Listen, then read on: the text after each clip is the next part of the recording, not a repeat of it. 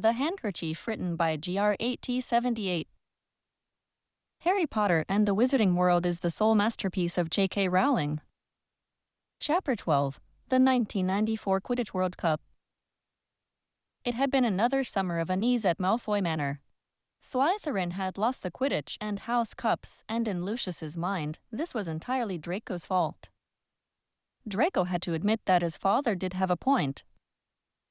He and the other Slytherins involved in the fake Dementor attack had lost a lot of house points for the stunt. Then the Slytherin Quidditch team narrowly lost to Ravenclaw. And as the team seeker, Draco had not secured strong enough wins in their other Quidditch matches. Still, a year away from Lucius's tyranny had helped Draco's growth.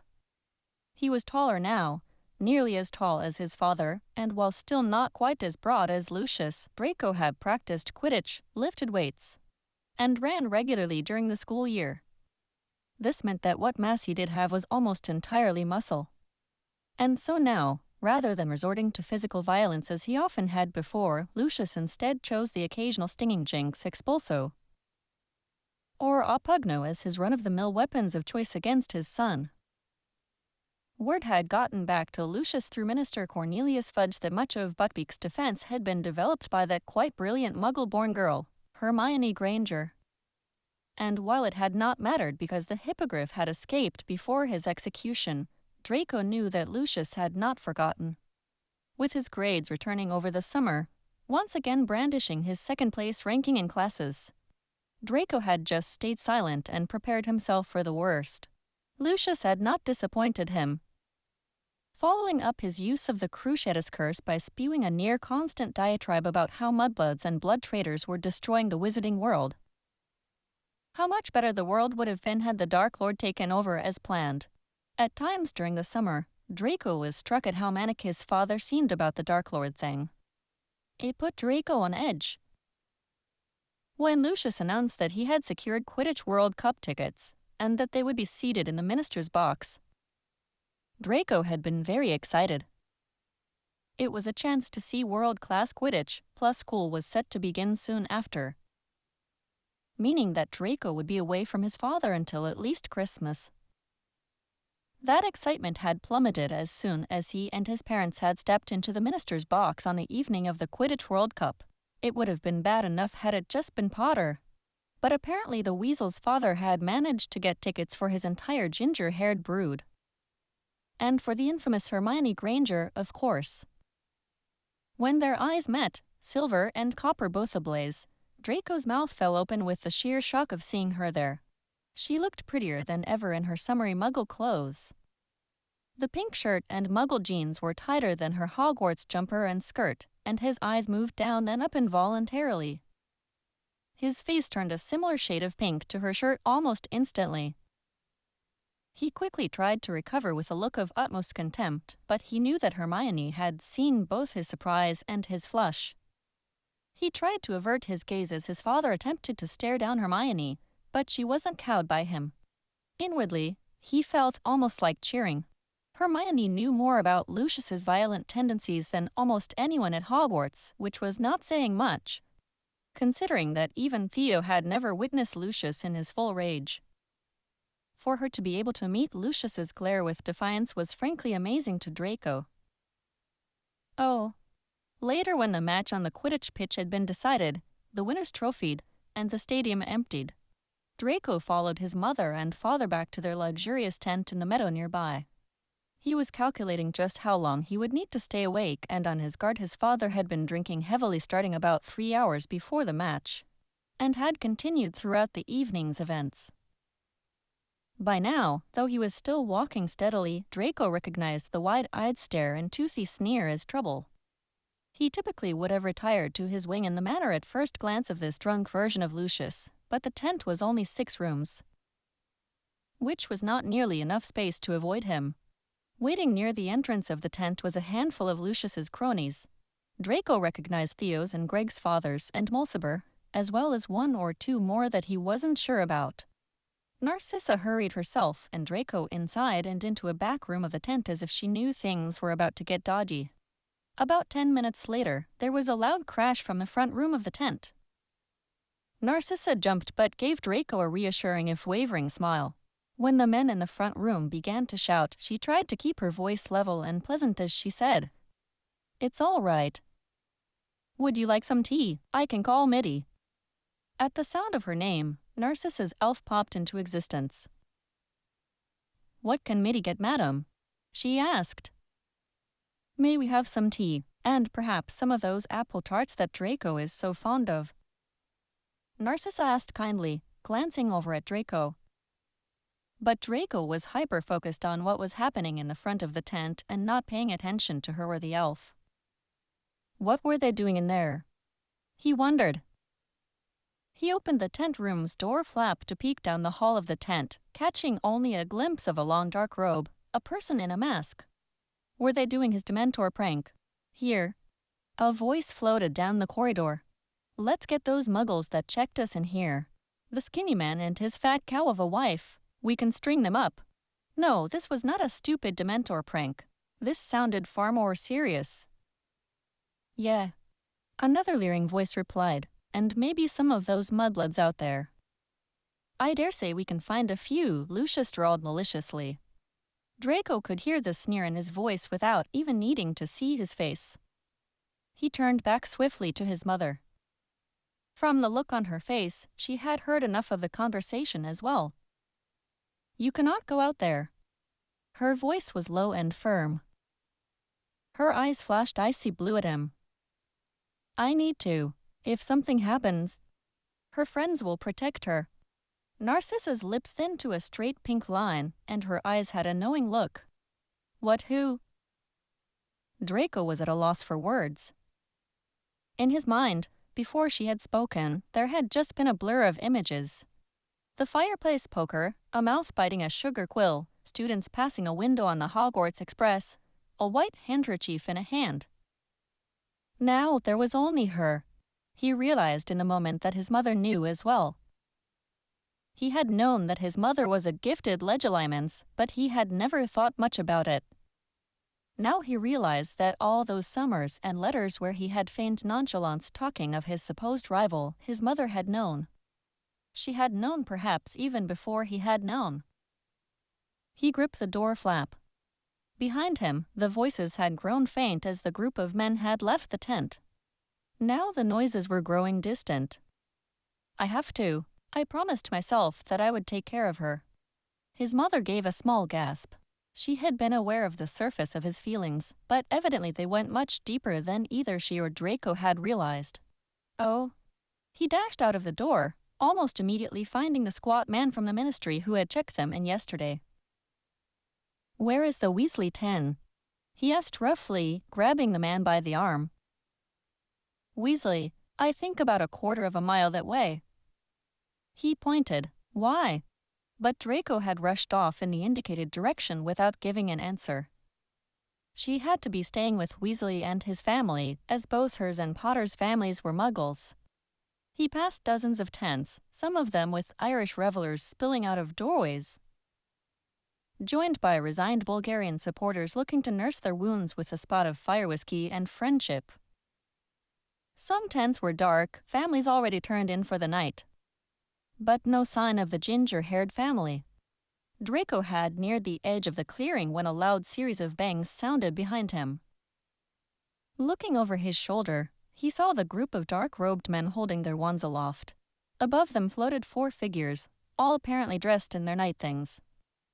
He recognized the man as the person who checked them into their campsite, and he assumed that the rest of them were his family. The sight of the floating children's terrified faces turned his stomach. Hearing the terrified screams of the crowd, Draco grew more frantic in his search. It was only a matter of time before they moved from muggles to muggle-borns, and if his father had any say about it, he would seek Hermione out first. There. Ahead of him he saw a glint of reflected fire on glasses, a tall mop of ginger hair, and an outline of curls piled atop a head in a messy ponytail, lit up by a nearby roaring campfire. She was with Potter and the Weasel, and they were running towards the cover of the forest. Good. Draco broke into a run, passing the trio several feet to their side and noticed. As he approached the forest, he looked back, gauging where the group would enter the tree line, and adjusted his course accordingly. He wiped his brow on his shirt sleeve, leaned casually against a tree as though he'd been there forever, and waited for the trio to approach. The weasel fell in the dark, tripped up by his own 2 feet. Draco smirked. Then she lit her wand, suffusing her profile with light. His heart stopped. She wasn't just wearing her hair pulled up in a ponytail with an elastic, like most girls did. Her hair had been tied up with the white handkerchief. Draco could almost make out the smallest stitches of HG, and he hoped fervently that she hadn't already obliterated the DM letters from existence. Just then, the group of masked men, his father leading the charge, turned a corner behind the trio and began moving towards them. Draco felt like he had been plunged into an icy bath. The 3 were now close enough he could hear them talking. He had to get them off the trail and into the cover of the forest. Tripped over a root, the ginger was saying. Well, with feet that size, hard not to, Draco called to them to get their attention. The weasel and Potter gave him angry looks, and he was almost afraid to look her in the face for fear of what he might see there. Screw off, Malfoy. The weasel's bravado was unearned. Language, Weasley. He chanced to glance at Hermione, who looked frightened but alert. Thank goodness she wasn't letting these morons dull her senses with panic. Hadn't you better be hurrying along, now? You wouldn't like her spotted, would you? Hermione looked sharply at him. What's that supposed to mean? Granger, they're after muggles. Do you want to be showing off your knickers in midair? Because if you do, hang around, they're moving this way, and it would give us all a laugh. Hermione's a witch, said Harry angrily. Did he think Draco was unaware of that? And did he really think it mattered to Lucius and his people? Have it your own way, Potter. If you think they can't spot a mudblood, stay where you are. He could not miss the flash of anger in her eyes as he spat out the offensive word, but he had to get them moving away from here. Weasley sputtered something angrily and made as if to hit Draco, but Hermione grabbed him by the arm to stop him. Never mind, Ron, she said, her copper eyes flashing to meet Draco's. A loud band came from behind them, and Potter and Weasley looked back at the noise, but Hermione's eyes were trained on him. He cut his eyes quickly to the approaching crowd, then back at her. Go, please. He mouthed to her silently, pleadingly, trying to put every bit of his fear and anxiety into his eyes as they met hers. He pointed anxiously away from where he'd spotted his father. She inhaled sharply, pressing her lips together, and then gave a firm nod of understanding. Potter and Weasley were now looking at the horde of panicked people running amok in all directions. They seemed frozen in indecision again. What the hell was it going to take to get them out of here? He wondered. Surely the weasel's father had told Potter and Weasley to hide. Not to stand out here with Hermione like a pair of gulping plimpies with their mouth open, trying to catch water snails. Maybe they needed a reminder. Scare easily, don't they? I suppose your daddy told you all to hide. What's he up to, trying to rescue the muggles? Harry flushed in anger. Where are your parents? Out there wearing masks, are they? Well, if they were, I wouldn't be likely to tell you, would I, Potter? His eyes cut involuntarily to Hermione's, willing her to remember their conversation about Lucius that day in the library. He's dangerous. Cruel. You need to go. Oh, come on, let's go and find the others, Hermione said finally, thankfully walking down a smaller path away from the massed crowd. Potter and the weasel hurried ahead of her, and Draco took a chance. He reached an arm out, grabbing her wrist and holding her there for a moment. Reaching up surreptitiously with his other hand, he touched the corner of the white handkerchief. Running his finger down her hair and brushing the shell of her ear lightly. Keep that big bushy head down, Granger, he said with a knowing look. Hermione's eyes flashed to him and slapped at his hand, frowning slightly. Draco gave her a small smirk, then nodded his head toward the others' backs. You've got to go, Granger, hurry, he whispered to her. For a moment, there was something new in her eyes. It almost looked like concern. For him? Surely not. Hermione did not need to waste her worry on him. Oh. The Malfoys returned home the next day. Lucius had secured an early portkey, a handful of galleons easing their journey away from the campsite. Draco knew that his father was nursing a heavy hangover, and he took the opportunity to spend the day in solitude, away from the older wizard. Evidently, the revelry of the night before had ended badly. Only a few minutes after Draco had seen Hermione and her friends disappear into the woods, a huge green specter had appeared in the sky above. And the masked men all ran away, spooked by the sight, dispersing quickly. Lucius had been tight-lipped about what the mark was, but while waiting for the portkey, Draco had overheard more than one fellow traveler talking about the dark mark, you know whose mark. The idea that Lord Voldemort's mark had been seen in the sky seemed to terrify Lucius nearly as much as it did Draco. And Draco wasn't exactly sure why. That evening at dinner, his father told him of an upcoming event happening at Hogwarts, the Triwizard Tournament. I fully expect you to enter and be chosen, Draco, his father said tersely. Narcissa looked startled. Surely Draco is too young. I recall hearing that it is quite dangerous. I'm certain he doesn't know enough spells. Any son of mine will excel at such an endeavor. There is a small monetary prize, to my understanding. But the real glory would be defeating the foreign schools, Durmstrang and Beauxbaton. You know, I knew the headmaster at Durmstrang. Lucius had started off on a tangent and was not to be dismissed. He spoke at length about some man named Igor, about Durmstrang's policies and teaching methods. Draco tried to ignore it as he cut into his steak. The discussion was over.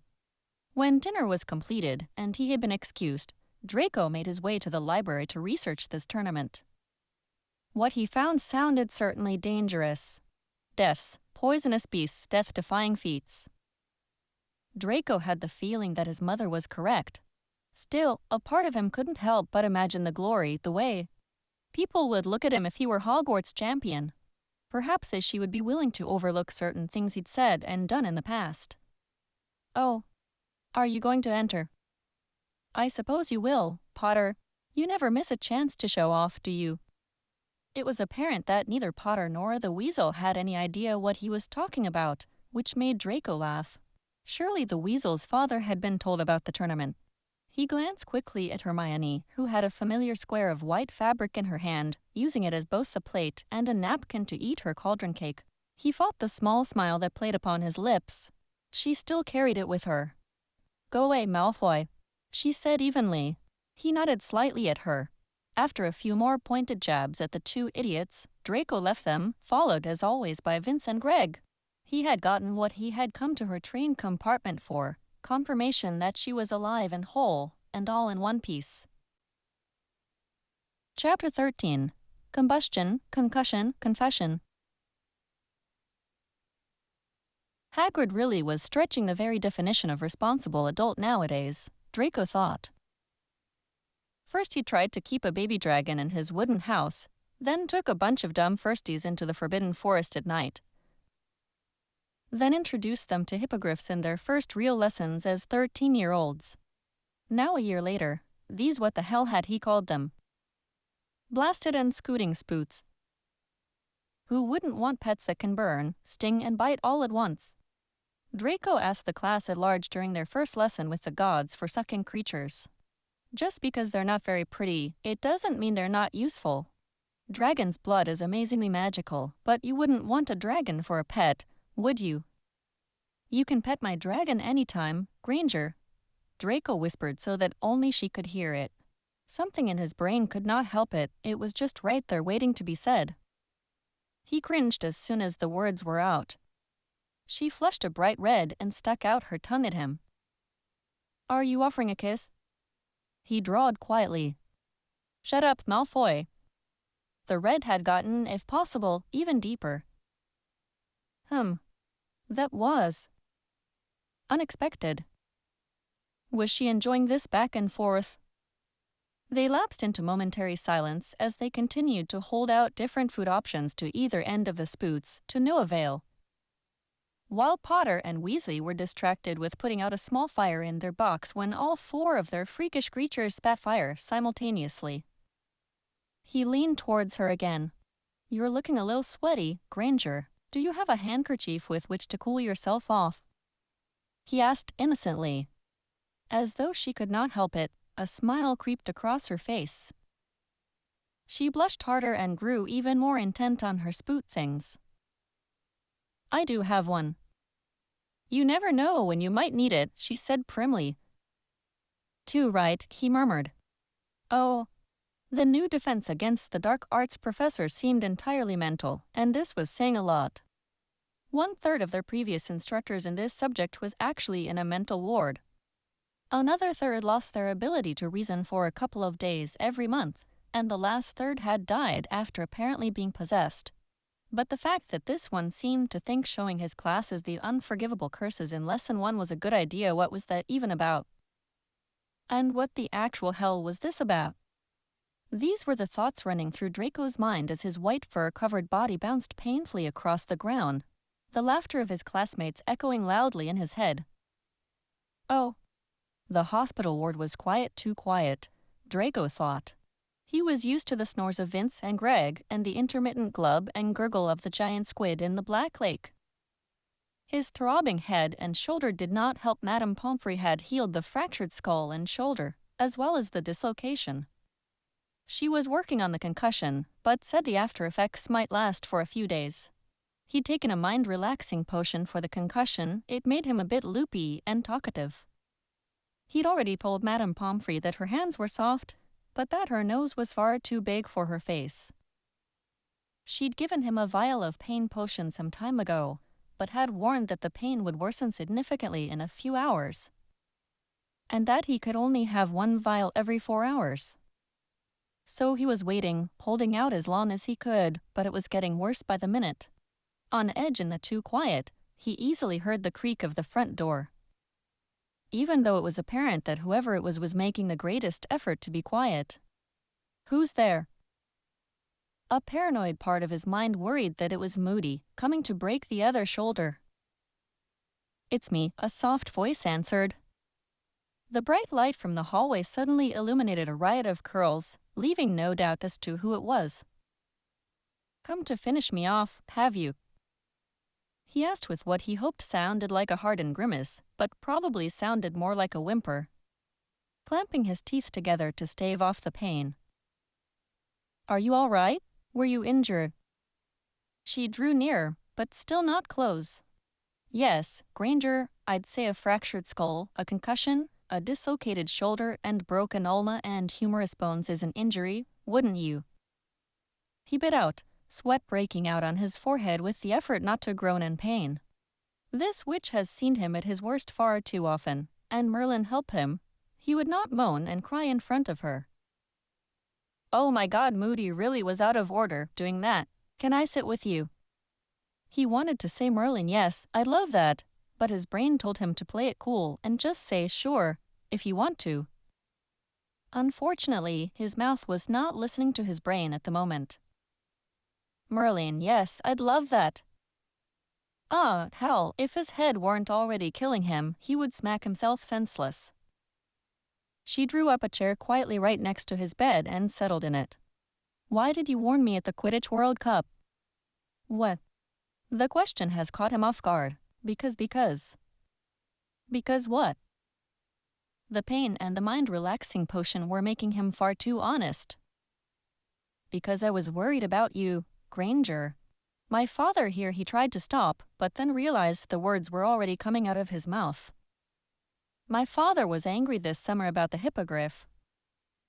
He lost his position on the board of governors for Hogwarts, and he blamed you and Hagrid. I was afraid he'd go looking for you."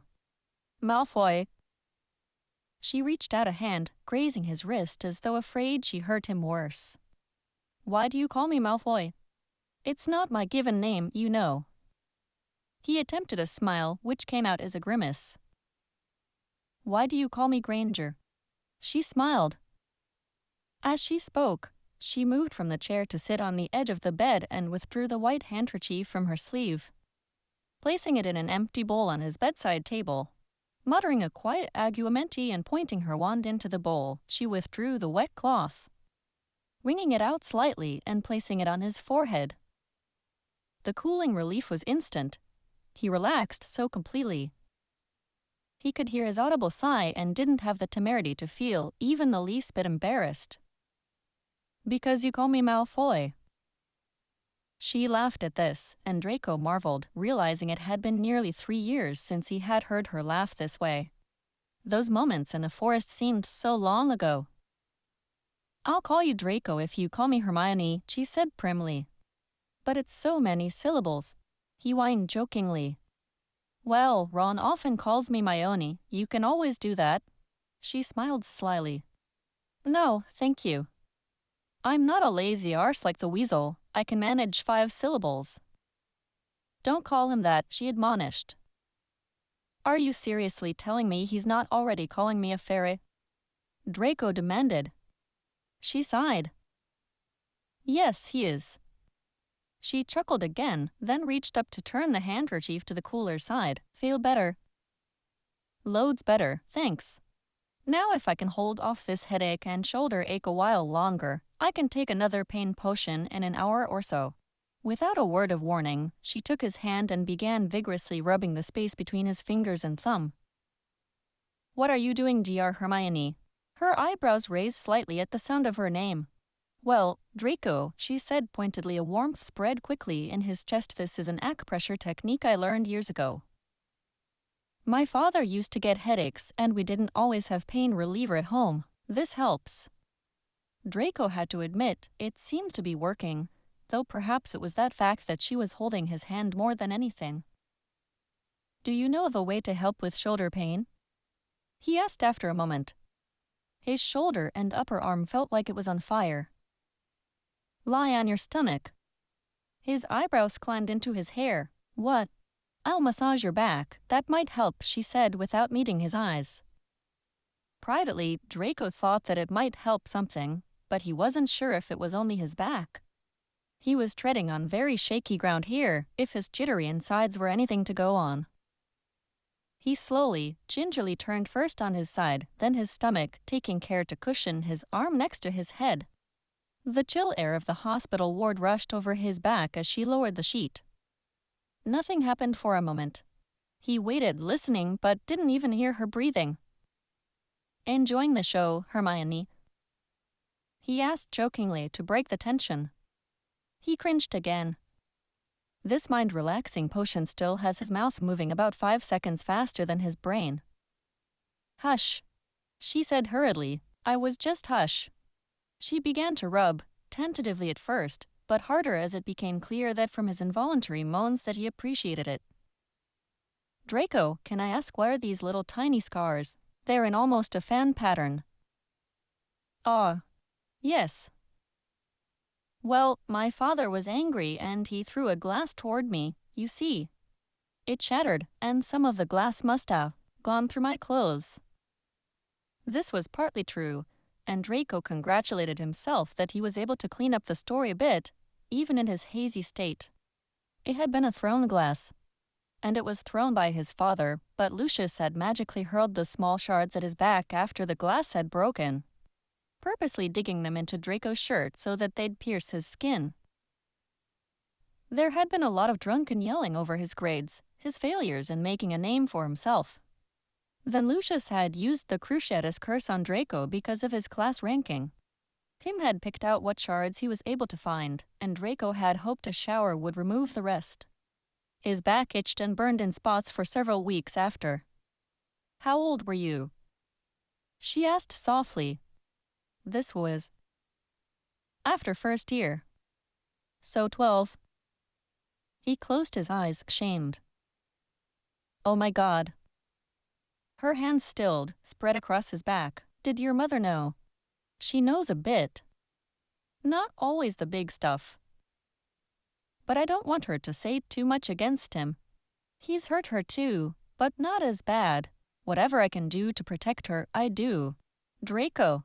Her voice was barely a whisper. "Don't worry about it. There's nothing you or anyone else can do about it. I just have to stay on his good side."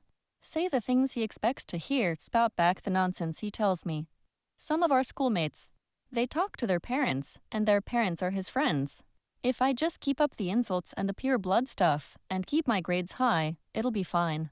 He was absolutely certain that he wouldn't have been this talkative without the mind-relaxing potion. And if he'd had to look Hermione in the eyes while talking. But facing away from her, he found the words tumbling out. She slowly began rubbing his back again, gently, the muscles relaxing under her touch. The ache in his arm lessened, but her touch caused electric currents to surge through his body. After a moment, Hermione stopped and asked, "Any better?" "Much," he said, his body still tingling with the power of her touch.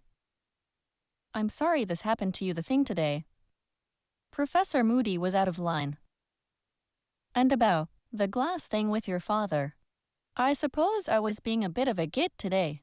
Well, lots of days this slipped out before he could stop it, but if anything, it made Hermione smile, so it wasn't the worst thing to say, clearly. She picked up the discarded handkerchief from where it lay on the bed next to him, dipping it once more in the water and placing it on his brow. "Thanks for coming here, Gr. Hermione." "Merlin, it's hard to think of you as anything but Granger," he smiled weakly. "Well, perhaps in mixed company we keep to surnames and insults." She laughed quietly. "I'm having a hard time picturing calling you Draco in front of Harry and Ron." "I don't know." "I think if you start the conversation with that right hook of yours, no one will even notice." This elicited a true laugh from her. "I really shouldn't have done that. I apologize." "I deserved it." "No, Draco, you don't deserve violence." Her eyes flickered down to his bandaged arm and shoulder. "None of it. Just do me a favor, Hermione. Next time you want to punch me, maybe don't cut a bloke some slack, perhaps? Maybe just pinch me. Or tickle me. Maybe a kiss." The last one had slipped out of his mouth unexpected, and Draco's eyes widened, as did hers. Unlike in Care of Magical Creatures class, this one had not been a stupid joke.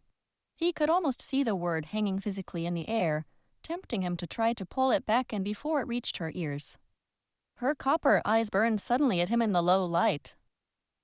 He met her gaze almost timidly. "Maybe," she whispered, equally as timid. Haltingly, achingly slowly, she leaned slightly towards him. He rose as smoothly as he could onto his good elbow, pain forgotten entirely at this moment. Their faces were only about 6 inches apart now, mercurial silver eyes shining at blazing copper ones. She leaned slightly more, her eyelids closing slightly.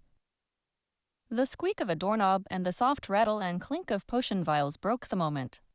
Hermione gasped, then fell sideways over his lower body, much too close to the embarrassing situation currently going on below deck. Thankfully, she was too distracted by the entrance of Madame Pomfrey to notice.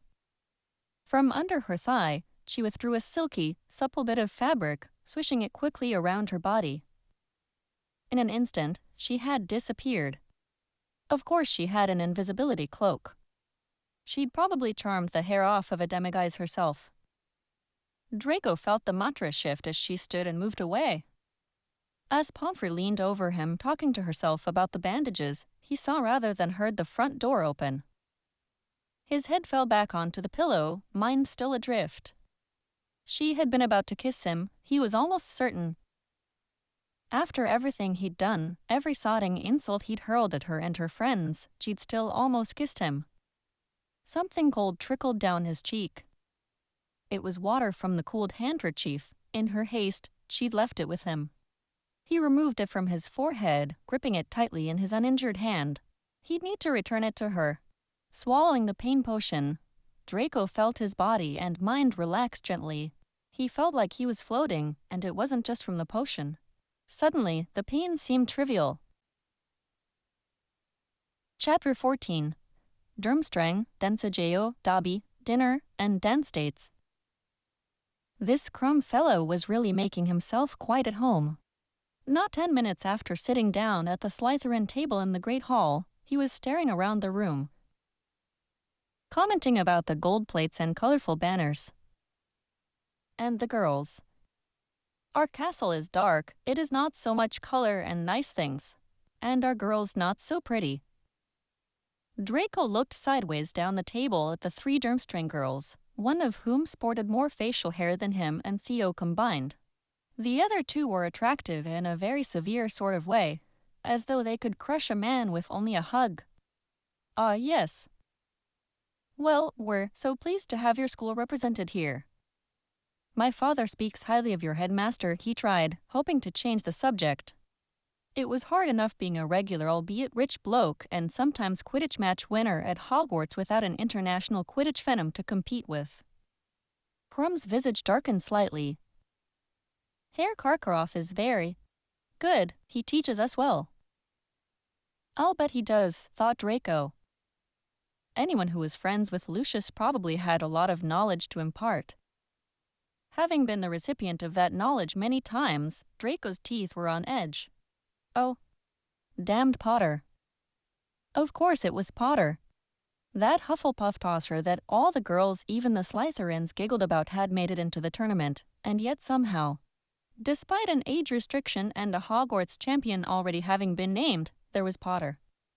In Transfigurations, he stole a glance over at the Boy Wonder and Hermione. Now minus the ginger because apparently loyalty meant nothing to the weasel. She was wearing her usual school robes, but with a pin on her chest. He stood and walked to Professor McGonagall's desk to ask a question, the answer of which he already knew, to have a better look at the pin. SPEW. What could it mean? The P was likely Potter, of course. Support Potter. Yes, made sense. EW. In every way. It had to be. Draco smirked. Looking around, he saw that the only people with the pins besides Hermione were Potter and Longbottom, both of whom had placed them in discreet places on their book pegs so as not to be noticed. Tossers. Draco had an idea. Oh. He held his version of the pin out to Hermione, a smirk playing across his face. Oh, very funny. Really witty, she hissed at him, narrowing her eyes in a knowing look. Quietly, she whispered, "What's this about, Malfoy?" "Want one, Granger." He was careful to emphasize her surname. "I've got loads. But don't touch my hand now. I've just washed it, you see. Don't want a mudblood sliming it up." The button that he held out to her was surrounded in his hand by a square of white fabric. He turned his head slightly so that no one could see and winked at her. She rolled her eyes, pursing her lips at the supposed insult, but it has not gone unnoticed by Potter, who immediately jumped to her defense.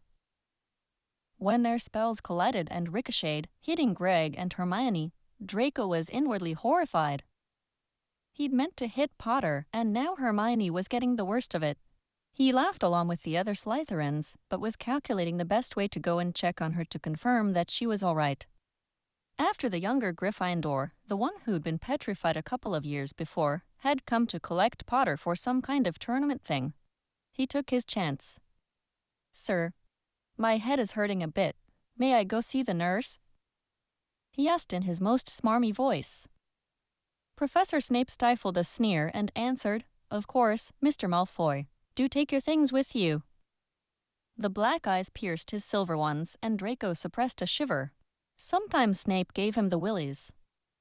He hurried out, taking a back staircase to the hospital wing. He saw her as she exited, pulling the door closed behind her. He ducked behind a large suit of armor and called her name in a loud whisper as she passed. "We need to stop meeting at the hospital wing," she said, a bit of hurt creeping into her voice. "I'm incredibly sorry. I didn't mean for it to hit you, I just thought it would be funny, is all," he said, but she held out her hand, palm facing him. "Please leave off the excuses, Draco. I'm just going to try and ignore it from now on. At this point, I know you and Harry and Ron hate each other." She was partly right.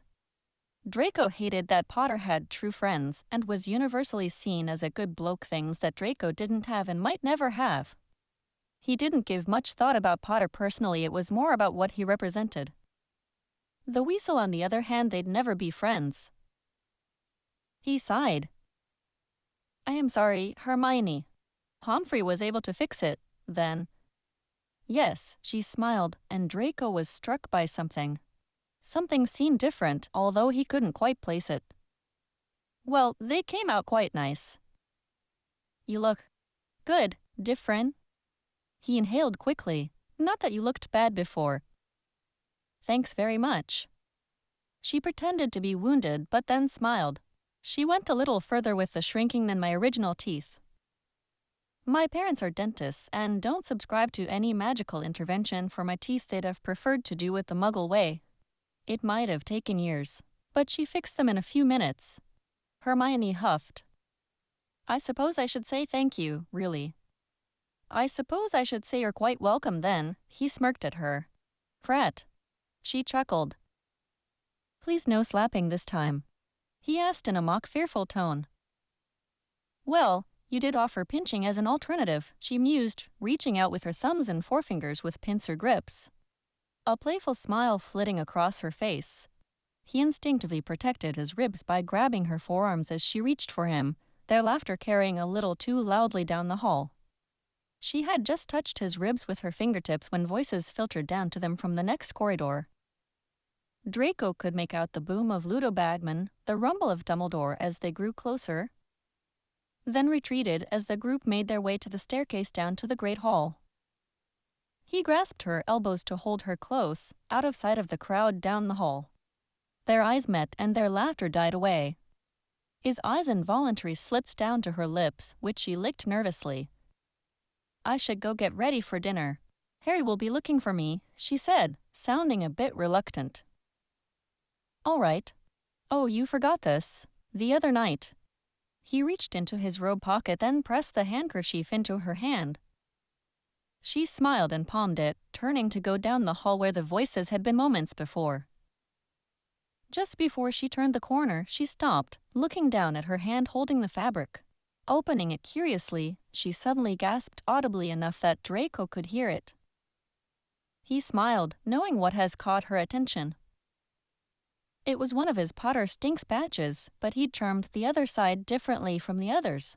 Instead of reading, Support Cedric Diggory, the real Hogwarts champion, this one read, But Hermione Granger smells lovely, actually. Hermione visibly scoffed, making Draco chuckle. He watched as she dropped the pin in her bag and tucked the handkerchief in her sleeve. Oh, apparently Spew had nothing to do with Potter. Hermione had created some kind of misguided group trying to liberate the house elves. It made Draco laugh internally every time he thought about it. Draco had once asked Pym if he wanted to be free, and Pym had given him the silent treatment for hours. Surely there were some elves who would enjoy freedom. His father had terrorized more than his fair share of house elves over the years, but most of them were quite happy. It seemed. He'd spotted Hermione one evening before dinner, lurking around the downstairs corridors, inspecting the paintings. Checking to ensure the coast was clear of nosy Slytherins and high-minded Gryffindors, he snuck up on her. Grabbed the tail of her blouse sticking out from under her jumper and tugged. She whirled around, her burnished copper eyes alight, and for a brief moment he thought she might hex his bollocks off. But she lowered her wand with a smile when she saw that it was him. Looking for me, Hermione. He gave her what he hoped was a daring look. Need me to confirm what Rita Skeeter was saying about you? You're a wee bit stunningly pretty, you know, just a bit. She blushed a fierce pink, sawed off about it. But her smile gave her away. I'm actually looking for the kitchens. The entrance is supposed to be near here. Right, it's just round here. He led her a few paintings down to a bowl of fruit. Why are you going to the kitchens? She explained about Spew and how she was hoping to free the elves who worked at Hogwarts. I understand where you're coming from, Hermione, but you may have a tough time convincing them. Elves enjoy the work they do. I'm not saying they shouldn't enjoy the work. They should just get a fair wage for it, is all. She grew more animated as she talked. If I can only talk to them. But by all means, let's go. Draco turned, smoothly tucking her hand beneath and around his own crooked elbow, as though he were about to escort her at a gala. Reaching out, he tickled the appropriate pair, adding, Hogwarts' motto says to never tickle a sleeping dragon. It says nothing about pears. Hermione rolled her eyes exasperatedly. The painting swung open, and they were instantly welcomed into the kitchens as though they were seafarers returning after being thought lost at sea. They were seated next to the hearth in plush chairs. Elves bowed, offering them tea, biscuits, pumpkin juice, slices of the orange cake everyone else was about to enjoy at dinner. Even a full dinner platter of lamb chops with mint jelly. Towards the far end of the kitchen, hanging back as though afraid to approach, stood an elf who looked vaguely familiar to Draco. He knew by sight the handful of elves who worked in the Slytherin dormitories, and this was not one. Furthermore, while the other elves wore crisp white tea towels with the Hogwarts emblem, this elf wore a necktie and football shorts, mismatched socks, and was that a woolly bladder on its head? Tentatively, the elf approached. Master Draco, sir. Suddenly, the cowed expression and giant green eyes popped into place in his memory. Are you Dobby? Duddy, my father's house elf. I is Dobby, sir, but I is no longer working for Master Malfoy, sir. Dobby is a free elf. Hermione let out an excited gasp. Dobby, it's lovely to finally meet you, she cried. Draco was struck dumb momentarily.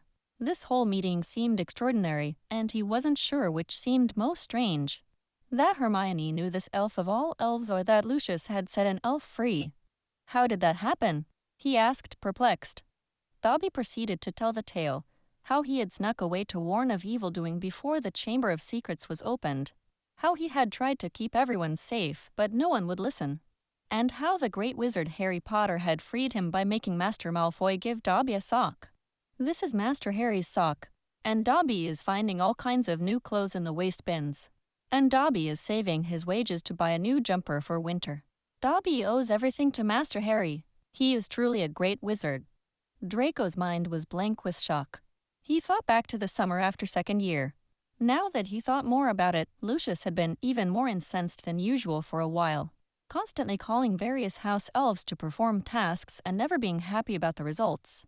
At the time, Draco hadn't thought much of it, but now it made much more sense. And of course it had to do with Boy Wonder.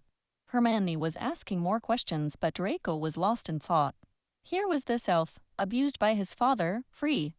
Despite his waste-bin clothes and meager wages, Draco almost envied him. Somehow, he had defied Lucius and gotten away. Out of the corner of his eye, Draco noticed a small table appearing to float towards them, with 2 heaping plates of food on them. It settled between them, and a small elf stepped from underneath it, smiling up at Draco. You is Pim's master? She inquired timidly. Yes, Pim is my friend, my elf. And my friend, he added hastily as he felt Hermione's eyes turn to him. Pim is Folly's grandfather. Pim is a kind grandfather to Folly. Pim brings sweets for Folly's birthday every year.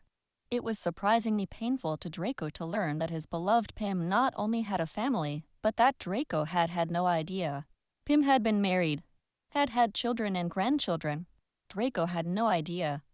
He felt like he had learned more about house elves in the last 5 minutes than he had in his last 14 years.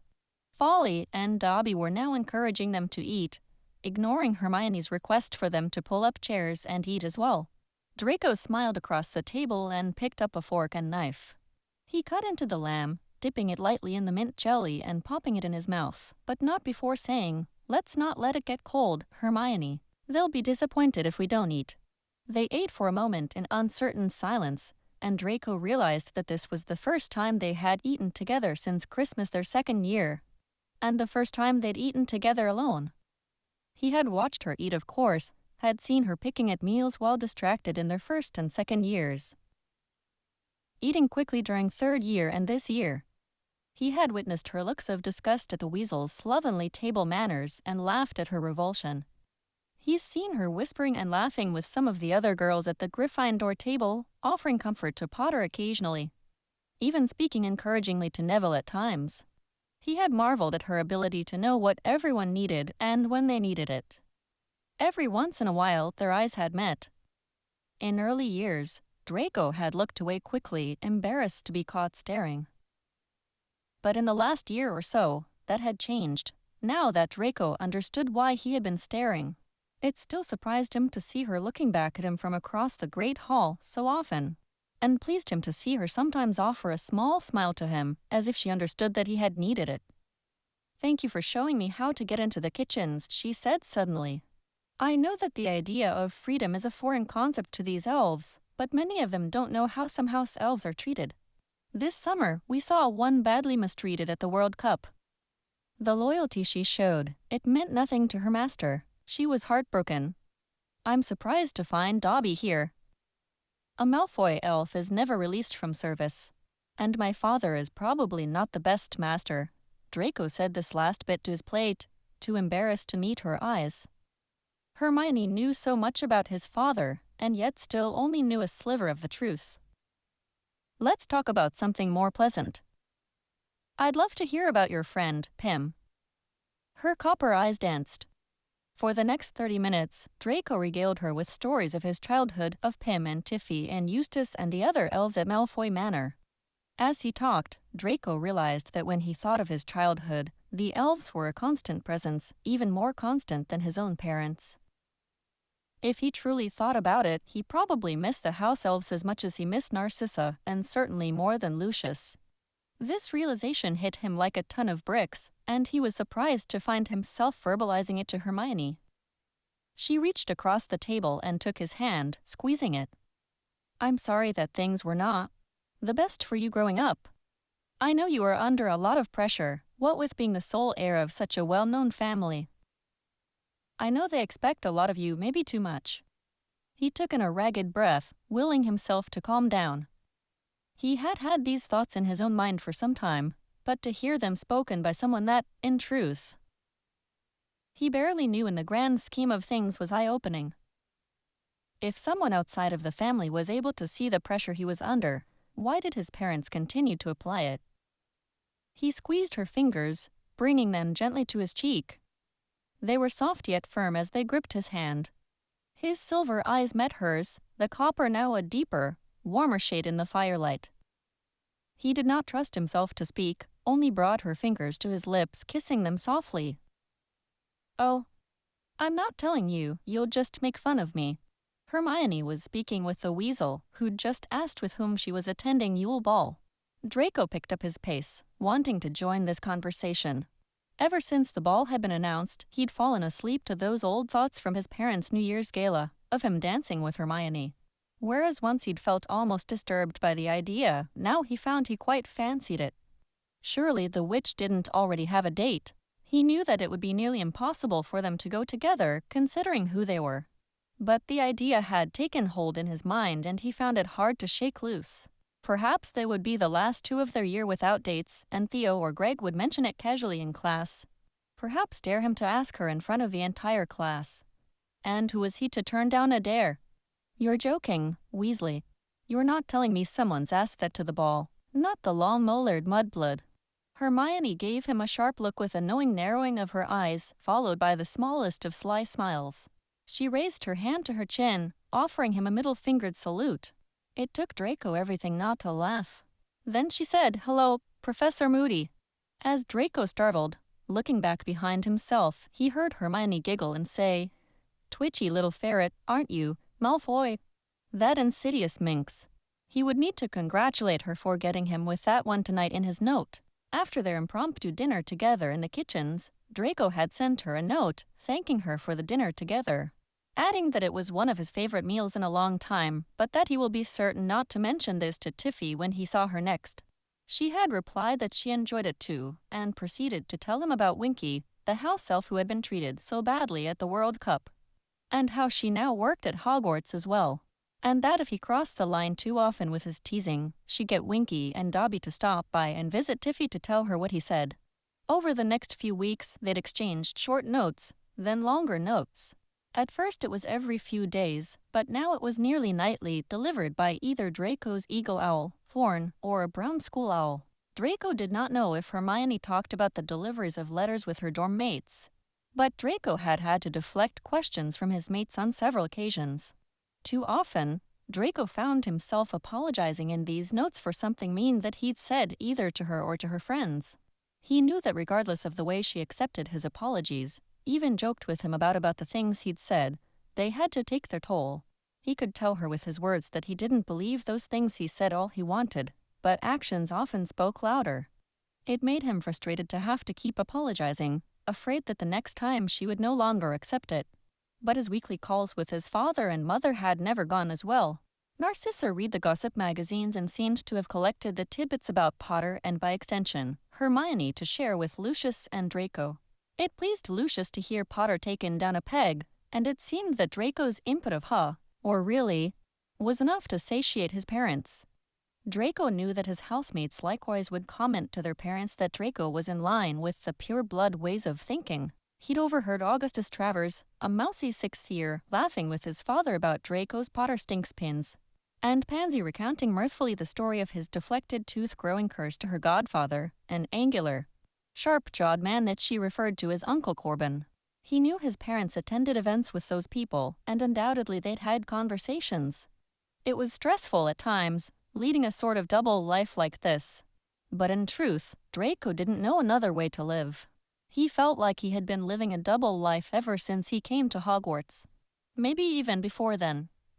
That night, he wrote to Hermione, giving her credit for scaring him with the Professor Moody tactic and apologizing for calling her what he had. He asked with whom she was going to the dance, but when her reply returned an hour or so later, it only said that she understood, but it was still hard to hear sometimes. There was no mention of her date to the dance. Draco sighed. If she wouldn't tell her best friends, he should have known she wouldn't tell him. Still, the idea that she would have her arms around some other bloke, smiling and dancing with him, it rankled his nerves. Oh.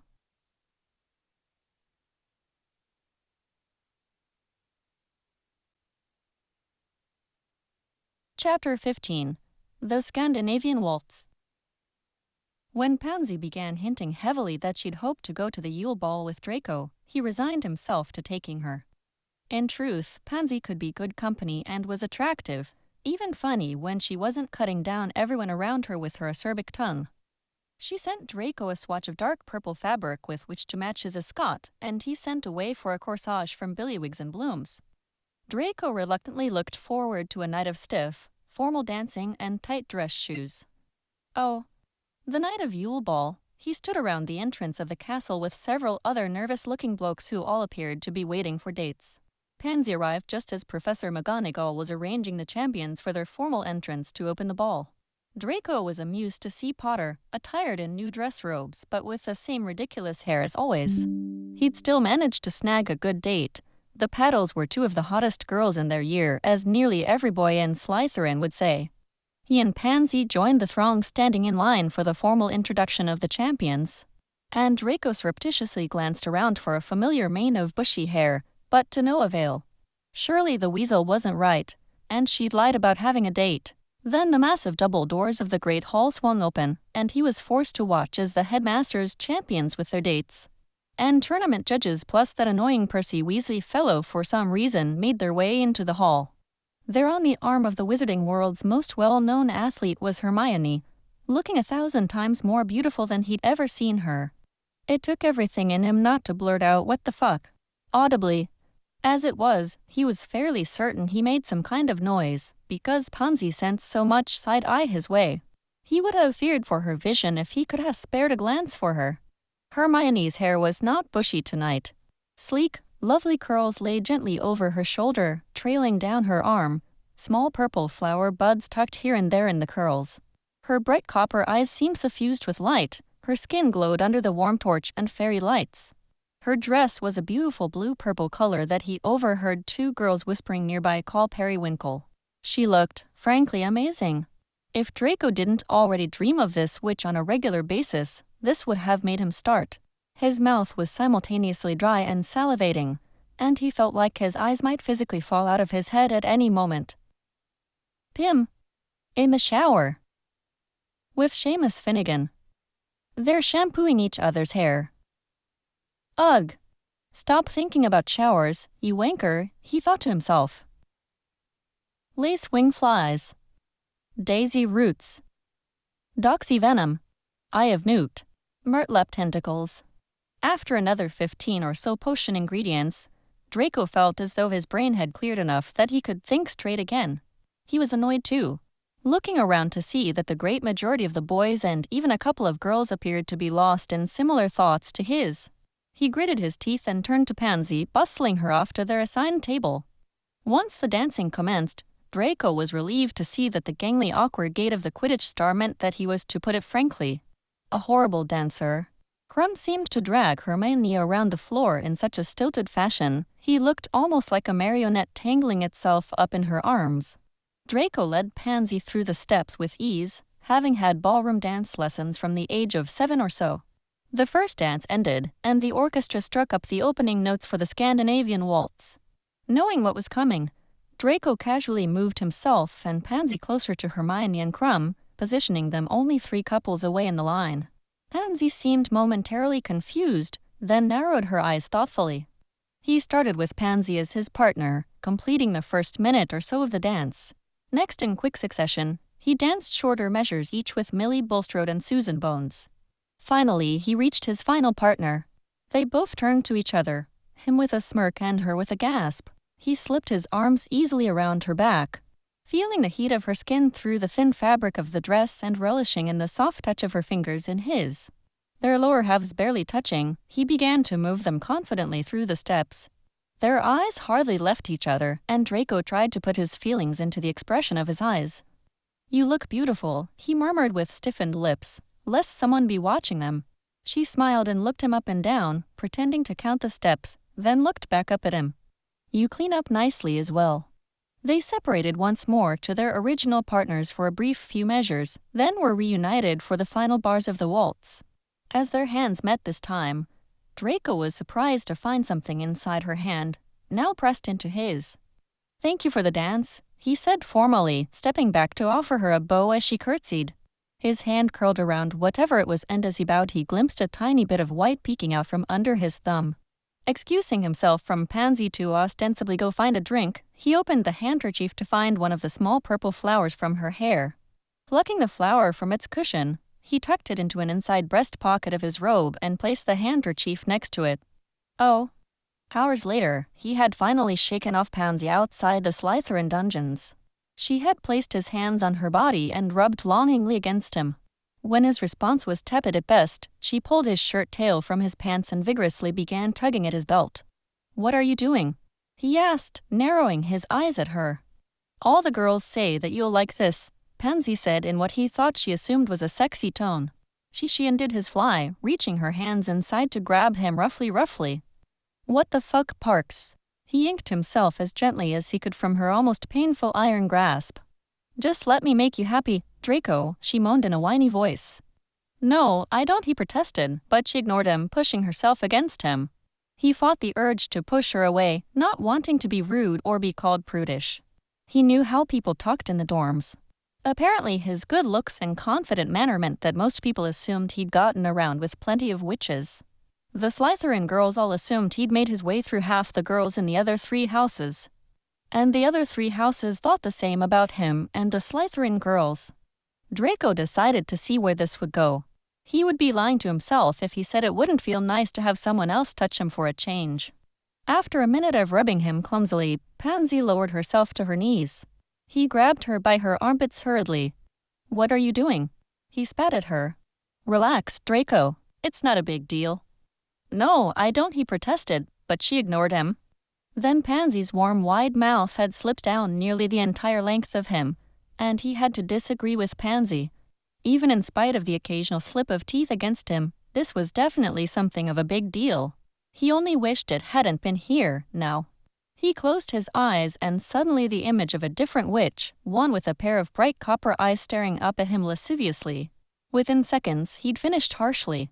"Fuck, Draco!" Pansy gagged and spat onto the ground.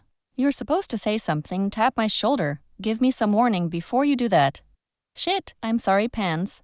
I didn't realize I was there yet. I got carried away." He'd nearly admitted that it was the first time something like that had happened to him, but he knew she would spread that information quickly. And it embarrassed him. "It's okay," she smiled uncertainly, wiping her lips with the back of her hand. She rose, leaned towards him and closed her eyes expectantly. Apparently she wanted a kiss, so Draco obliged hesitantly with a chaste kiss, surprised at the salty, pungent taste on her lips. She had gone ahead and sighed, but Draco begged off, claiming he wanted to take a walk. He did a mouth-cleansing charm and popped a spearmint lozenge into his mouth, wandering the halls of the castle a little aimlessly. How the fuck had that just happen? Why had he agreed to go through with it? He shuddered a bit, feeling a bit ill at ease about the whole experience. Ordinarily, he might walk around outside, but he'd heard that the heads of houses were patrolling for people sneaking out during and after the ball. So he didn't want to take a chance. Why had he agreed to let Pansy do that? Sure, it has felt good, but he had to be honest with himself. He didn't care that much for Pansy, other than as a friend. Had he even really wanted that? If he'd been asked before she'd unzipped his pants, he'd probably have said no, he wasn't really interested. Once the moment was upon him though, it had been kind of great. When it came down to it, though, Draco knew that the main problem hadn't been what had happened, but with whom it had happened. Everyone experience sat heavily in his stomach like a lead weight. Oh. He found himself wandering upstairs near the Transfigurations classroom. He knew the entrance to Gryffindor Tower was somewhere close, and he hoped to catch Hermione before she went inside for the evening. From around the corner, a fervor of noise struck up, surprising him. After a moment of listening, he'd surmised that it was Hermione and Weasley, apparently having a battle royale in their common room. A flash of periwinkle rushed by him and he followed as quietly as he could. Hermione ran into the empty classroom a few doors away, and Draco entered as well, closing the door swiftly, locking it and muttering Muffliato to silence the room. She sat at a desk near the front of the room, her face in her hands. How did you know to find me, Draco? How did you know it was me? No one else in our year knows a silencing charm. No one else in the school would choose to go to a classroom alone on a Saturday night after a school dance. She laughed humorously. Well, no one else was accused of fraternizing with the enemy like a traitor tonight, were they? Draco's fists balled up in his pockets. That insufferable bastard. What right did the weasel have to offer any opinions on the matter? Imagine what he'd have said if you'd gone to the dance with me. The same thing, only angrier, she replied quickly. He laughed, then sobered quickly. I wanted to ask you, you know. But I knew that it would be difficult for both of us. I knew. She looked up at him, copper eyes shining in the moonlight from the small window. Can I have the last dance? He held out his hand to her, bowing low and waiting for her answer. Her breath caught and she hesitated for only a moment before reaching for his hand and standing. She didn't seem perturbed that there was no music, only stood close and reached her arm around his shoulders, allowing him to take her other hand. They swayed like this in silence for a few moments until Draco dropped her hand and put both arms around her waist. She twined her free hand into the hair at the nape of his neck. Did I ever tell you how much I like your hair like this, instead of the way you used to wear it? Draco suppressed another laugh. You mean you didn't like my mobster look? I thought it was dashing. I'll have you know the man behind the counter at Bergen and Burke wears it that way, and he looks quite handsome for 356 years old. They laughed quietly. You still looked very fit, but this looks better. You think I'm fit? False modesty doesn't suit you, Draco. Well, then how about honesty? Can I say, I thought you were fit as well? You're taking the piss now. He leaned in closer to her, letting his lips touch her hair where it met her forehead. I would never. You're a git, she answered, but Draco could hear the smile in her voice. Almost imperceptibly, she leaned a bit more towards him, until her ear rested on his chest. I am a git, he agreed. A git who lets one girl snog him earlier, then dances with another girl because he likes her better. Draco exhaled deeply and pushed the thoughts of what happened with Pansy away. He reached up to touch her hair. It was soft, even with the crackle of anger that suffused it during her argument with Weasley. He closed his eyes and stilled, no longer even pretending to dance. She pulled away slightly. What are we doing, Draco? I don't know, but I would like for it to continue. He leaned his face towards hers, silver eyes searching in the moonlight for something, anything that would tell him she felt the same. For a brief moment, he worried that everything he was able to give wasn't enough. The apologies, the letters, perhaps they meant nothing to her. Then he felt her sway as she rose up on her toes, bringing her lips closer and brushing them tentatively across his. In an instant, he surged towards her, trying to tell her without words how much she meant to him. She opened her mouth. Was it to protest or to deepen the kiss? Draco decided that it was the latter, and he tentatively pressed his tongue into her mouth. She gave a tiny squeak of surprise, then everything, her mouth, shoulders, arms and hands, all seemed to relax at once while they simultaneously pulled him closer. His hands around her waist spread open so that he could feel more of her, rubbing soft circles on her back. He put every ounce of his emotions in his kiss. He wanted her to have no doubt about the intensity of his feelings for her. She pulled away from him, her beautiful copper eyes widening. He met her gaze only for a moment before kissing her neck, finding the soft skin where her neck met her shoulder and sucking a small love bite there. "I don't mean to scare you off," he said quietly into her neck, "but I care about you very much." "It's all right." Seemingly reluctant, Hermione stepped back but smiled at him longingly. "But I really should go. It's getting late and my dorm mates will want to talk all about tonight." "Well, be sure to tell them that Draco Lucius Malfoy is a fantastic kisser, really top-notch. The best kiss you've ever had. Feel free to embellish as you wish." Hermione scoffed, then giggled. "You know girls love hot gossip," she ventured teasingly.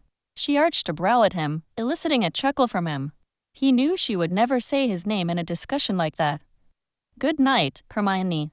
He placed his hands lightly on her shoulders and drew her lips to his once more, placing a chaste kiss there. It was her turn to dart her tongue against his, catching him by surprise as it moved against his. "Just a bit of embellishment, you know," she said with a smile. In an instant she was gone, closing the classroom door quietly behind her. Looking up from between the door and the jamb just as it close to catch his eye one last time and smile. He smiled back dopily like the complete tosser that he was, then sat hard on the table behind him. Not just a kiss, but a kiss. His first real kiss, in fact, with a girl he had actually chosen. He didn't really count the perfunctory pecks he'd shared with Pansy tonight, or the awkward kisses with a couple of young witches in his youth. He sat like that for some time, replaying the events of the last several minutes in his head. His father had a pensive. Draco briefly wondered if he could figure out how to use it the next time he was home. He might pay a pretty not to see Hermione dancing in the periwinkle dress again. He touched his dress robe pocket briefly, feeling the soft petals of the flower inside, resting next to the handkerchief. Oh. Chapter 16. Letters, like water, legilimency. After Christmas, Draco found himself mooning over Hermione in his notes to her. He was always careful never to include his name, or hers for that matter, and while she did the same, it still concerned him. He'd made a small slit in the lining of his trunk and kept Hermione's notes tucked in the tiny opening made there, resealing it with a well-aimed reparo each time, but the silk lining was beginning to look worn, which might arouse questions. If there was a word to describe Draco's appearance and belongings, worn was not it. And he knew some of the Slytherins were naturally nosy. He'd noticed the items on his bedside table rearranged a few times. Once, he'd left his trunk open while he went to brush his teeth, and saw that one of his extra ties was missing. He was ruminating over this problem in Charms class that day when he noticed Professor Flitwick writing on the blackboard by pointing his wand at the parchment on his desk. It piqued his curiosity, so he stayed behind to ask the diminutive professor about it. "Oh yes, my tablet duplication charm," Professor Flitwick squeaked. "I have charmed the board and have written notes on my parchment with a quick quotes quill before the class, so that I may have my note appear on the board. It saves ever so much time, and then I don't need to use my stool to reach the blackboard." "Professor, I was wondering if this could be used from one parchment to another. You see, my favorite cousin lives in France and we only get to see each other a few times in summer on holiday. We exchange letters often, but it takes our owl's days to send messages back and forth. Is there a way that I can create for my cousin an enchanted parchment so that when I write on my parchment it appears in my cousin's?" "That is a very novel concept, Mr. Malfoy. Perhaps it would make a wonderful end-of-year project in preparation for your OWL exams to figure out the magic involved." "Oh." Draco pondered it all evening, even mentioning the idea to Hermione in his note for the night. He explained to her the conversation with Flitwick and the idea for charmed parchments he'd had. "Imagine if we could write without the need for owls. If we were both writing at the same time, it would be like a conversation." Her reply came back an hour later just as Draco was about to fall asleep. Yes, this is a wonderful idea. I think perhaps a very specialized Geminio could be used, and even perhaps a Revelio when the receiver looked at it. Or a protein charm might make things easier. Certainly a notice me not would be helpful. You know, Harry has an enchanted map that has a spoken password. That would also be useful so that to anyone else, it would appear to be blank. And perhaps a way for the message to disappear once it has been seen. Draco's smile played across his lips. Of course, she would take a half-formed idea, expand upon it, and work it out almost entirely, even improve upon it within a few minutes' time. It was one of the things he loved about her. He stopped short, suddenly wide awake. Love. He shook his head slightly as though to clear it. That was ridiculous. Liked. One of the things he liked about her. Oh. Over the next few weeks, they spent time at adjoining tables in the library, looking up charms and discussing them furtively. When no one else was in the library with them, they shared a table, knees touching beneath the tabletop, hands occasionally finding each other, fingers interlocking. A couple of times, they found themselves in the charms section of the library alone, and Draco took the opportunity to snog her senseless against the stacks, making small love bites on her neck that she would need to glamour later. He loved the feel of her hands caressing his back under his shirt, pulling him close, holding him tightly. Parvati and Lavender have noticed me adding glamours in the morning sometimes. They've already tried to get me to talk about the night of Yule Ball. They both assume it's all about Victor. Jealousy flared to life at the name of another wizard on her tongue. He wanted to buy her the gaudiest emerald bracelet that spelled out DM on it. He wanted to buy Dr. Filibuster fireworks to write it in the sky. Mine, he thought, moving his hand further under her jumper to run his thumb across her nipple through her bra. She shivered deliciously, so responsive to his touch, arching herself into him. She's mine, not his. Even with the occasional sneaking away, they worked diligently. She made extensive notes about which spells to use and which would not work together. Ultimately, however, she had to abandon him to help Potter with the second task of the tournament. He would watch the three of them, Hermione working ferociously, Potter looking nervous as he scanned texts quickly. Weasley trying to help, but often giving up to sneak an occasional chocolate frog or cauldron cake from his bag while Pence wasn't looking. Draco continued to work several nights alone, using her notes as a guide. Her mind was truly a marvel. He knew if left on his own for this, it might have taken him months just to think of these enchantments. He tried several combinations of spells, finally striking upon the perfect equation. He decided to use the handkerchief he had given her, because carrying around a piece of used blank parchment might seem odd if it were ever found. Not to mention, it might get thrown away easily. Having a simple handkerchief, however, was normal enough. He had a second, new handkerchief for himself, and charmed both his and hers to match each other with the protein charm she suggested. He used his research on the quick quotes quill to make the actual quill superfluous.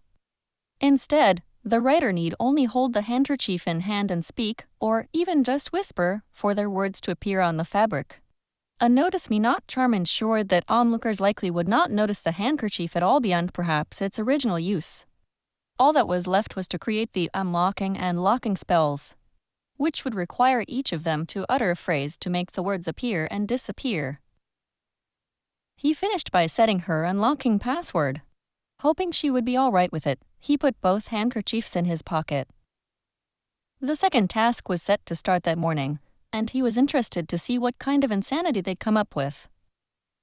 After the excitement of the first task for dragons, he was sure it would be interesting. He made his way down to the Black Lake to watch the second event of the tournament. Hopefully he's get a chance to meet up with Hermione before it began to give her the charmed handkerchief. Idly, he wondered how Potter was going to pull some crazy stunt off to somehow win whatever the hell this task was. Oh. Bloody Dumbledore. Them. To hell with the whole bloody lot of them. What the ever-loving hell were any of them thinking? Had they all lost their collective minds? It was bad enough to put actual people down there, one an actual small child, it seemed. For Merlin Suddick, but the smartest witch of their year? No, in the entire school. Possibly in all of Britain. What in the world was happening in these people's sodding brains? When it has become apparent that Hermione wasn't at the second task, Draco's mind went into overdrive. She'd been helping Potter, there was no way she would miss this. When it was announced that the champions would have precisely an hour to recover what has been taken from them, Draco became concerned. He looked around, now searching for the ginger hair of Weasley. Perhaps he knew what was happening and Draco could needle it out of him. There were 3 Weasleys in the crowd, all staring intently at the water and inexplicably. Another one at the judge's table. How and why did this Percy keep turning up? But none of them was the particularly foul Pratt. This, for some reason, made Draco even more concerned. Hermione might have somehow gotten distracted by studying and falling asleep. Draco knew enough of the Weasel's lack of academic talents to be sure that he'd never cracked open a book of his own accord. After finally coming to his senses and making up with the boy wonder after the first task, the two had been nearly inseparable. There was no way he'd miss this. Draco's heart pounded in his ears. What had been taken from the champions exactly? Whispers were going through the crowd, speculating on just this topic, it seemed. Apparently, one of the Weasley twins had been a part of setting it all up the evening before. But no. There was no way the school would do that. Draco felt his breathing speed up, his chest becoming tight. His eyes darted around wildly, searching the crowd for answers. Take a deep breath. They're not in real danger, a low voice said to his right. Draco turned to stare, wide-eyed, at the calm dark eyes of Blaise Zabini. Blaise blinked, his eyes boring into Draco's, full of hidden meaning. What are you on about, Blaise? He spat out while simultaneously taking the offered advice, inhaling raggedly. Granger and the others that they put at the bottom of the lake. They've kept them safe. No one's in any real danger. Blaise appeared to be talking out of the side of his mouth while staring with bored nonchalance at the lake's murky surface. What? Draco wasn't sure what he was more surprised by, the absolute idiocy of anyone to think of putting living people at the bottom of a lake, or that Blaise had any inkling about whom he was most concerned. Let's talk later and just enjoy the show, said Blaise quietly. Oh. When Hermione finally broke the surface of the lake's dark waters, Draco's relief washed over him like ice water. This was immediately followed by confusion when a shark's head bobbed next to her. Then the raging heat of fury when the shark transformed back into the head of Victor Krum. This arseboil thought Hermione was his most cherished thing at Hogwarts. Draco fumed as the heavy-browed seeker guided Hermione to the dock, where she was helped up by a few prefects. Madame Pomfrey looked pissed as always at the sheer stupidity she was expected to fix each year. Began running diagnostic spells and wrapping her in blankets. Krum was now speaking to her, leaning in close to get her attention as she scanned the dock and then the crowds. Their eyes met momentarily, and she gave him a small smile before Krum caught her attention again. He reached into her hair, plucking something small, likely a bit of lake grass or a minute bug from it. Draco burned with ire. You've got to chill, bro, Blaise murmured. Oh. It was several hours before Draco found a moment to be alone with Blaise in their dormitory.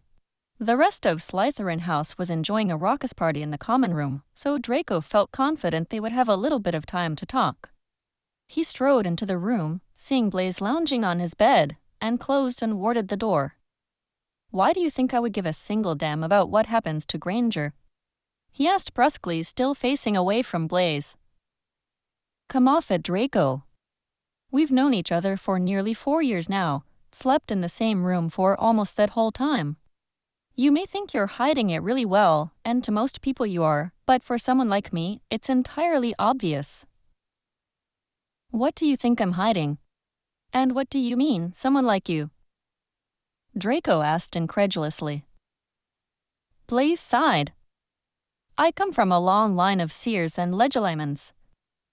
Hearing other people's inner dialogue is more than second nature.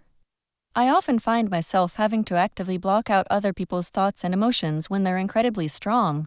If someone is fearful, passionate, angry, Overwhelmingly excited, I have to practice deliberate and overt clemency to avoid being overwhelmed myself. For the past nearly 4 years, I've seen and heard as you've gone from being jealous of Granger, to feeling challenged by her, to admiring her, to finally admitting to your mind what your feelings knew all along, that you very much like her.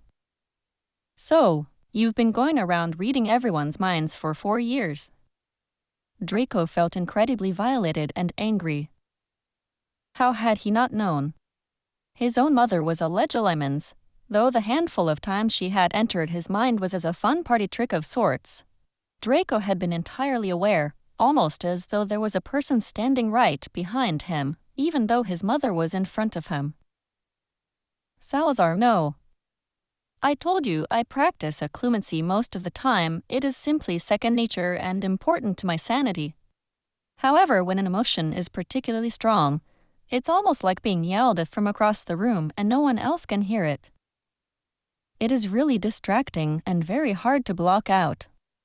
Today at the like, it felt like you were screaming at the top of your lungs even though you were silent. I apologize, mate. I just needed for you to calm down. With that many people, that much excitement, it was all making my brain hurt. I apologize that you had to find out this way. Blaze moved over to his trunk, opening it and finding a small black case. He flicked it open and withdrew a cigarette. I know it is small consolation to you, but rest assured that I've spoken to no one else about this. And I certainly don't plan to in future. Although Theo knows that you like Granger, and Pansy has begun to suspect, she noticed you angling to dance that waltz with Granger at the Yule Ball. Draco exhaled loudly and dropped his face into his hands, sitting heavily on the side of his bed. My God, if either of them tell their parents. Theo would not breathe a peep at his father if his father's own arse was on fire. I doubt he would even piss on the flames to put them out. As for Pansy, I think she's too afraid of what her parents might do to her if they found out. Draco looked up. What do you mean? Blaze took a long drag from his cigarette. Her parents have been trying to set up a marriage contract with your parents for years for the two of you. When you asked her to the Yule Ball, she thought that this was your way of initiating a courtship. That didn't happen, but she is still hoping. If she admits to them that you are interested in a Muggle-born, she knows you will be automatically blacklisted from her list of potential husbands. Draco could not help but notice Blaze's use of the term Muggle-born instead of mudblood. Oh yes, about that. I suppose I should tell you now that both Theo and I very much do not believe in all of this blood supremacy crap. Not all of the Slytherins do, but almost all of them are afraid to out themselves because no one is certain who does. As I've told you before, part of my family were half-bloods. And Theo wouldn't fall in line with any opinion that his father held, just as a matter of principle. Suddenly, several small things that he'd noticed clicked into place. How Theo and Blaze didn't usually hang around Draco when Vince and Greg were around. How they never joined in when the older Slytherins were discussing blood purity and bashing on Potter and his merry band of mudbloods and blood traitors. So there, Blaze continued. I know a secret about you, and you know a secret about me. We're even. Draco didn't feel remotely even with Blaze, but he did take a bit of comfort from this knowledge. Not having to feel the burden of solitary ownership of several secrets at once did offer some small peace of mind. Oh.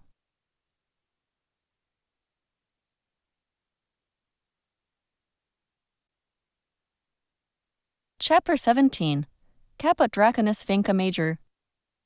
3 nights later, Draco found Hermione in the library and asked her to meet him in the astronomy tower at 9 that night. He was hesitant to send an L to her. Apparently she'd received too many angry letters and even howlers after the Witch Weekly article accusing her of vying for the affections of both Potter and Crumb. He even watched in horror one day when she opened a letter and her hands had erupted into crusty boils, sending her running for the hospital wing. He knew she'd probably set fire to any letters she received now out of precaution. He shivered in the cold end of February air, casting a quick warming charm that seemed to dissipate instantly. A sound like a shoe sliding on stone was his only warning before Hermione took off the invisibility cloak, stuffing it into a bag that looked to be on its last adventure, with how its seams bulged. He pulled her quickly into his arms, hungry for her touch after so long without it. "And where exactly, Miss Granger, did you acquire such an exceptional invisibility cloak?" he murmured, taking a corner of it from where it hung errantly from the bag and feeling its soft, glittery silver texture for himself. He'd never tried one on, but has seen his father's friend Jugson with one once. Jugson's was new but still had a weird rippling effect where the Demodice's hair was thinnest. This one wasn't made of hair, but also didn't seem to be simply imbued with a disillusionment charm. "It's Harry's." Hermione bit her lip as though afraid of what this news might reveal. "Potter has an invisibility cloak." "Of course he does." Draco rolled his eyes, throwing his head back to silently curse the heavens. "Wait, is this how he got away with throwing mud at us at the Shrieking Shack that time?" Yes, possibly. And it may have been involved in a dragon delivering incident in first year that earned us all that detention with Hagrid in the Forbidden Forest," Hermione said reluctantly. "Merlin's bollocks," Draco muttered between his teeth. "Didn't you also say there was some kind of enchanted map?" "Never mind about that right now," Hermione's teeth chattered. "It's cold. Why did you want to meet here?" Draco recognized and ignored the deflection. "For privacy." He took her hands, which were turning stiff in the cold wind, and pulled her away from the edge of the tower, closer to the wall. Here, the wind was nearly gone, and his warming charm held fast when he cast it. "Ah, so much better," she drawled, bringing her cold fingers up to touch his neck. He jumped a mile at the icy touch, giving her a mock admonishing look to which she answered, "You said once that I could tickle you." He smiled. "You're right." He placed his nearly as cold fingers on her warm neck, bringing forth a small shriek from her that he swallowed with a sudden kiss. Leaning his forehead down to hers, he exhaled slowly. "I was worried about you." "In the lake, why didn't you tell me in advance?" "They told us only about 10 minutes before putting us under the stasis charm," she explained. "I'm sorry, I know you were probably a bit worried." "I was more than a bit." Blaise knows. "About us." "There's an us." She peered guardedly up into his eyes. His breath huffed a cloud in the cold night air. I want there to be. I hope there is, hope there can be. But you don't know." "We're not even 15, Hermione," he hedged. "Actually, I am, you know," she joked, but then grew serious again. "But if we were 25, would you still be so unsure?" She stared into his eyes, finding the unspoken answer. "No. The reason you're not sure if there can be an us is because of my blood status." She dropped his hands and turned away from him. He felt the loss of warmth instantly. "Hermione, please understand." He touched her shoulder and turned her to face him, but she wouldn't look up. "This blood purity dragon shit, it's all I've known my whole life. I don't really believe in it, I don't want to be living it, but it's all I've been taught. It's taking me a bit of time to unlearn everything. And my mother and father, they have these plans for me. I don't want them, but before this, I didn't know what else there could be instead. Would you ever be able to tell your mother and father about me?" She looked up to meet his eyes, and the unshed tears welled in them. "My mother already knows. I think she has known for some time. She basically told me she knew at the World Cup when I refused to stay put after my father left. I just had to go find you, warn you, but my father, I don't know. I don't think he would accept us. That being said, I don't have to accept him either." He heard her sharp intake of breath. "I brought you something," he said, hoping to move the topic away from his father. Slipping her handkerchief from his pocket, he held it out to her. "Oh, thank you," she said with a mock curtsy and a watery smile. "Just what I've been missing. Actually, I improved it." "Them really?" He withdrew his own from a different pocket, holding them out for her inspection, turning his to show her the tiny DMH she stitched on it. She held the original in her hand, and he held his own. "Vinca Major," he whispered to unlock his handkerchief so that it could be written upon. "The Latin name for the periwinkle flower." She breathed softly. In pure blood society, flowers carry important meanings. In Victorian flower language, vincas mean early friendship and pleasant recollections. "Your first recollections of me might not be pleasant, but mine were of you," he said reverently. "I remember stepping into that train compartment and thinking you were the most gorgeous boy I had ever seen that wasn't on television or in a magazine." "Hermione, there weren't any boys on the team," he joked, reveling in her laughter. "Now, wait a moment." He spun away from her, holding his handkerchief to his mouth to block the wind and muffle his words. He looked down to confirm that his words were there in fresh ink, folded his square of fabric carefully, and gestured to hers. "What do I say?" she asked softly. "Kappa Draconis." "Dragon's head, really?" She tilted her head at him teasingly. "It's also the head of the Draco constellation, you know," he said in his defense, pink rising in his cheeks as he realized the potential double entendre of the words. "It was also the first password we ever had into Gryffindor Tower," Hermione mused thoughtfully. "Proof that someone up there knows what they're doing, at least," he sniffed. She smiled, looking down at the words on the handkerchief for the first time. "The first time I saw your eyes, I knew they were my new favorite color." Draco. "My God, it works. This is amazing, but you told me in first year that your favorite color was golden brown." "Oh." She paused, looking up at him, the tears spilling down her cheeks now. She surged forward for a long kiss, pressing herself fully against him. They stayed that way for some minutes, just relishing in the feel of each other as they pressed together. When they broke apart, he smiled, slightly dazed. "So, you like them?" "I love them, Draco. Tell me how they work," she insisted. He explained how the writing charm worked, and she turned away and wrote back. "Thank you for this. I love them." "And to erase them clean again?" she asked. For the locking passwords, he had decided that simple was best, choosing each other's last names, because they only referred to each other by surnames in the company of others.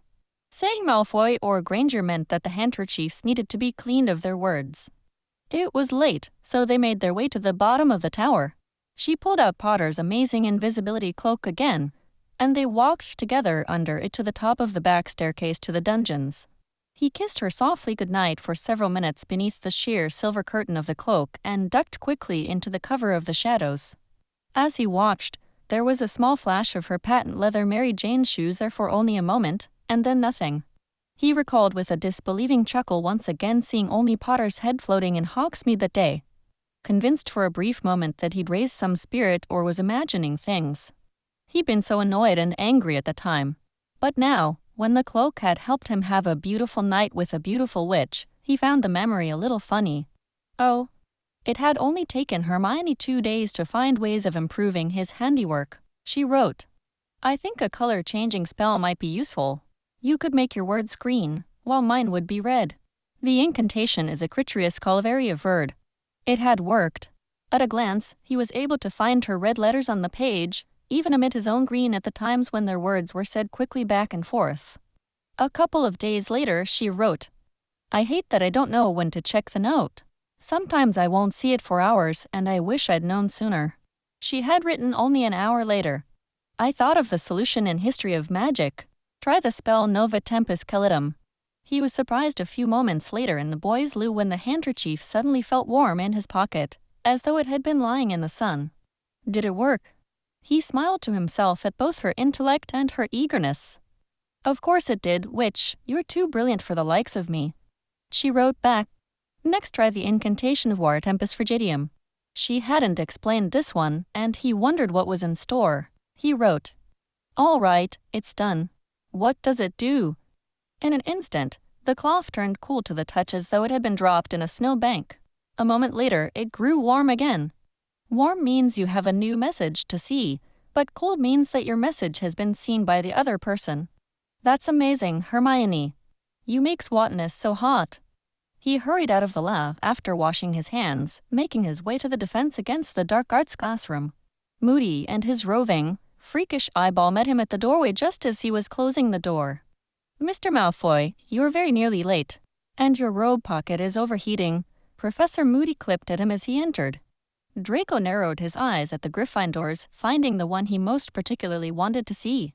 "My apologies, sir," he said as he sat down, his eyes meeting hers sternly as she tried not to laugh. Oh. Vince and Greg were up to something. They'd been sneaking off and acting weird for a few weeks now, really since Christmas. At first, Draco thought maybe one of them had a girlfriend or perhaps they were each other's boyfriends, but he wasn't sure. None of that seemed likely. After Hermione had told the Slytherins off over the latest Rita Skeeter article, they'd rushed out of potions at a speed Draco hadn't known they could reach. It was like they had heard that Honeydukes was free for the next 10 minutes or something. Draco watched them rumble up the stairs from the dungeons faster than anyone else, reaching the top step to see Vince's generous backside disappearing through the front door. What was that about? Oh. The ridiculous articles and mean letters and howlers continued. Hermione wrote, "I'm starting to be fearful of post-time, not knowing what was coming next." Rita seemed to have eyes all over the school.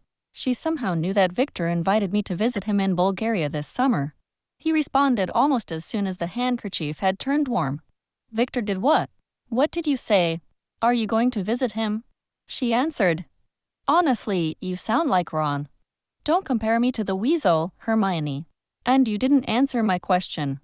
After a few moments, she put him out of his misery by answering, "I told him thank you, but perhaps it was best if we just wrote letters to each other instead for now." Cool relief overcame him. He replied, "Well, the purpose of the tournament is to foster good international relations and goodwill between our schools, I suppose. A pen pal is nice." But privately he had to admit that the weasel was 100% right on this. Oh. One afternoon, after an even stranger than usual divination class in which Potter had fainted and ran off pretending his head hurt, Vince had asked him to take a walk with him and Greg to recount the story. They weren't in divination and hadn't seen it happen. Why? Draco asked flatly. He had homework, plus Theo and Blaise had asked if he wanted to go flying before dinner. Plus he had hoped to see Hermione in the library that night. Spending half an hour with Vince and Greg swapping stories about Potter was not his idea of a good time. "We just think it's a funny story, and we want to hear it," Greg offered. Vince laughed in a stupid sort of way. "Can't I just tell you at dinner?" he asked. "No." Greg sighed, rolling his eyes. "Look, it's nice weather. Let's take a walk," Vince cajoled him. "Why?" He narrowed his eyes at them. Greg occasionally tried to join him on a light jog or lifting weights. Draco had even gotten him flying a few times, and Greg was getting much better. He might even shape up into a decent beater eventually. But if Vince didn't live in a castle with 142 staircases, Draco was sure he'd never climb stairs, if given a choice. "Just come on, mate." Vince half pulled, half pushed him out of the front doors. They walked along the winding path towards the lake, reaching a small copse of trees. Draco began the story, embellishing where it dragged, making himself sound like a good student who had been paying attention and earning praise from Trelawney, despite the fact that he'd been daydreaming about Granger in that periwinkle dress. And Potter claimed he needed a headache cure. Greg asked, "How do you know that? Class just ended 10 minutes ago. Who told you?" I just thought he would, is all." Greg stammered. Draco shrugged. "Yeah, that's right. That's about it. Just Potter being weird as usual," he said. He turned as though to go back to the castle, and his eye caught on a shiny green beetle sitting on a branch near his head. "Huh. Look at this beetle. I've never seen one like this," he said, scooping it into his hands. "Be careful with it," Vince gruffed in an almost angry voice. "I just want to look at it. What's the harm?" Draco said snidely. Since when had Crabbe become an animal activist? This was the same boy he'd seen swallow a salamander on a dare earlier this year. The beetle began crawling quickly up his arm and towards his neck as though it was racing towards his ear. "Merlin, what the hell? Where do you think you're going?" he muttered, cupping the escaping beetle in his hands and depositing it on the ground. "What a weird bug." "Oh,